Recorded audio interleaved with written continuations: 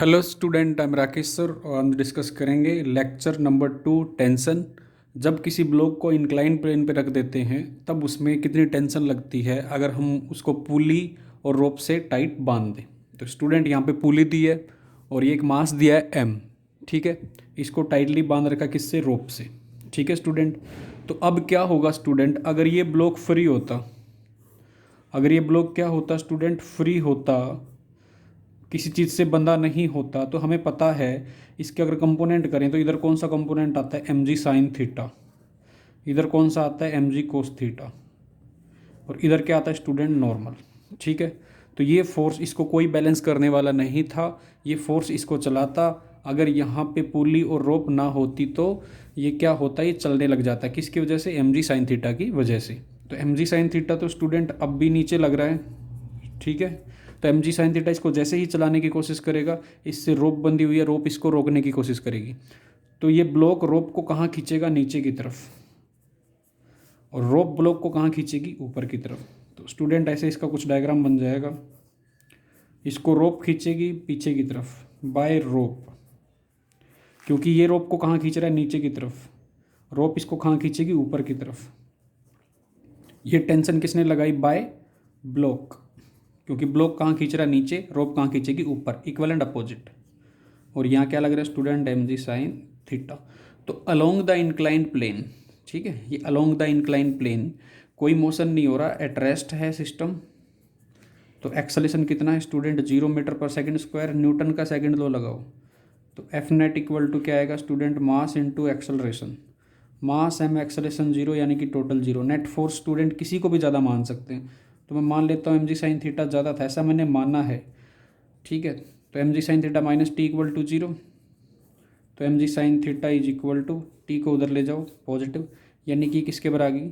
T equal to m g sine theta किससे आई? By second law, by second law of Newton. ठीक है student, tension का pair tension ही होता है, मैं पहले आपको ये बात बता चुका हूँ।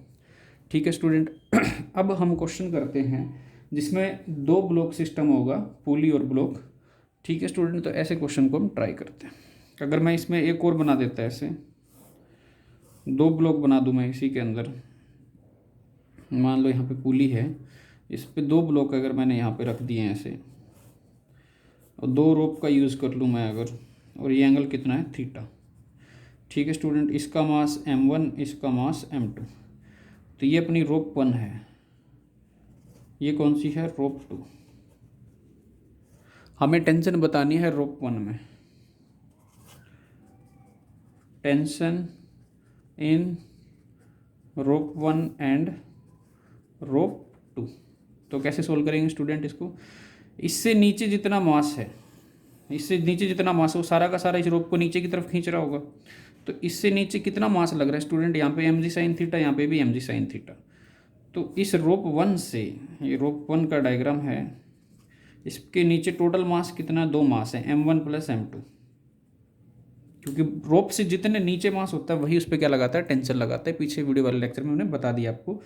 तो ये कितना आएगा यहाँ पे? m1 प्लस m2, कौन सा फोर्स लगेगा इधर? जी साइन थीटा। ठीक है, ये नीचे खींचेगा, रोप कहाँ खींचेगी? इसको ऊपर। तो T equal to second law से किसके बराबर आ जाएगा? क्योंकि यहाँ पे मोशन नहीं हो रहा, is equal to g sine theta, यानी कि m total into g sine theta. अगर बात करें रोप 2 की, तो रोप 2 से नीचे कौन सा मास है? m2।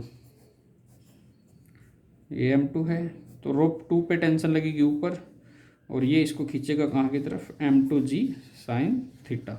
अब ये नहीं चल रहा है तो ये टेंशन इसको बैलेंस कर देगी, कितना आ जाएगा? m2 जी साइन थीटा। तो इस तरीके से हम बैलेंसिंग वाले क्वेश्चन कर सकते हैं जिसमें मोशन नहीं होता। अब स्टूडेंट दूसरे टाइप के क्वेश्चंस भी आते हैं जिसमें दो ब्लॉक सिस्टम को अगर हम ऐसे रख दें, ये हिंज पॉइंट है, यहाँ पे एक पुली है, पुली को ऐसे अटका दिया गया है, और यहाँ पे दो मास लगा दिए हमने। ठीक है स्टूडेंट, इससे नीचे एक मास और है, ये है 5 kg और ये है 10 kg। मैं सारे क्वेश्चंस के आपको शॉर्टकट भी बताऊंगा और सब कुछ सिखाऊंगा। Find tension in rope and acceleration. हमें टेंशन और क्या निकालना है स्टूडेंट? इसमें एक्सेलरेशन को फाइंड आउट करना है।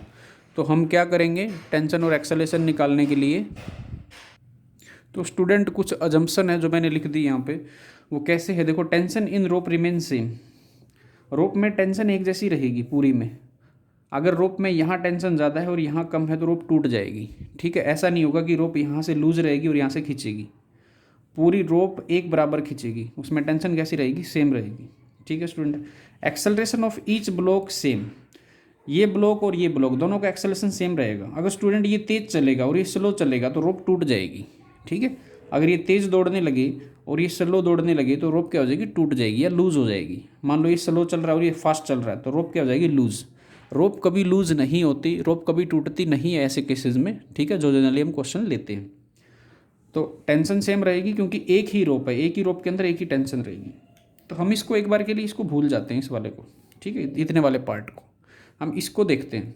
तो इसकी अगर हम FBD बनाएं तो इस पर क्या हो रहा है स्टूडेंट, इसका mg लग रहा है नीचे, मास कितना इसका 10 kg, तो कितना हो गया 10 × 10 यानी कि 100 न्यूटन।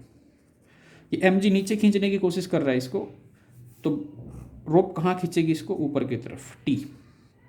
ठीक है, दूसरे वाले का FBD बनाए अगर हम 5 kg का, तो इस पे कितना वेट लग रहा है नीचे की तरफ, mg यानी कि 5 × 10 50 न्यूटन। ऊपर की तरफ ये रोप को नीचे की तरफ खींचने की कोशिश करेगा, रोप इसको कहाँ खींचेगी, ऊपर की तरफ। ठीक है, तो अब एक चीज़ देखने वाली है स्टूडेंट, ये वाला है 10 kg का और ये 5 kg का। हमने तराजू देखा होगा बचपन में, तो ये वेट दोनों कहाँ की तरफ जाएंगे, इसको रिलीज कर दिया सिस्टम को, ऐसे पकड़ रखा था और छोड़ दिया, तो 10 kg नीचे की तरफ आएगा, ये ऊपर की तरफ जाएगा।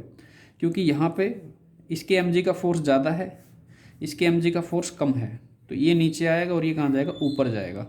एक्सेलरेशन दोनों का क्या रहेगा, सेम रहेगा। तो ये ब्लॉक कहाँ आएगा, नीचे की तरफ। कितने एक्सेलरेशन से आ रहा है, A से, और यही ऊपर जाएगा किससे, सेम एक्सेलरेशन से, क्योंकि रोप का एक्सेलरेशन क्या रहेगा, सेम। ठीक है, तो हम इक्वेशन लिखे इस पर, सेकंड लॉ लगाओ।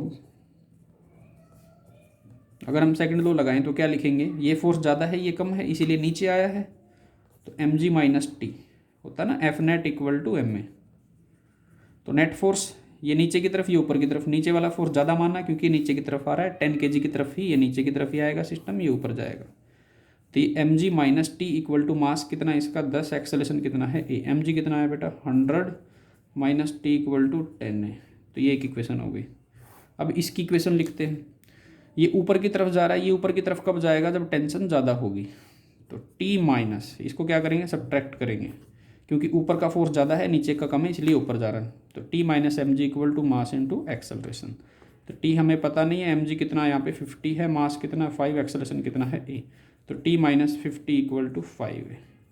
दो इक्वेशन अपने पास, दो अननोन है, सोल्व कर लेंगे। इस इक्वेशन को इसमें ऐड कर दो, 100 - T = 10 है, T - 50 = 5 है। दोनों को ऐड कर दो स्टूडेंट। ऐड करने पे इससे कट जाएगा, 100 - 50 यानी कि 50, और ये कितना आ जाएगा 15A।